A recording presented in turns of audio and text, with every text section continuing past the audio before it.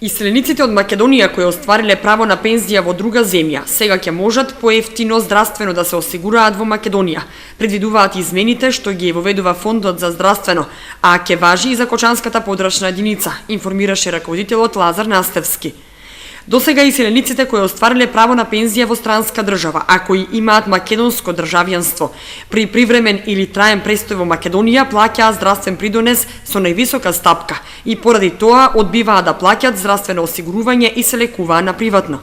Само 105 вакви лица се пријавиле за здравствено осигурување. Тие во просек плаќаат здравствено осигурување околу 10.000 денари секој месец, а највисоките придонеси се 13.560.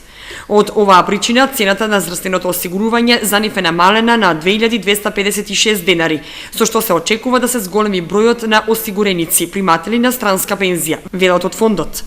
Новина во Фондот за здравство има и за идните брачни двојки кои се лекуваат од стерилитет преку инвитро методата.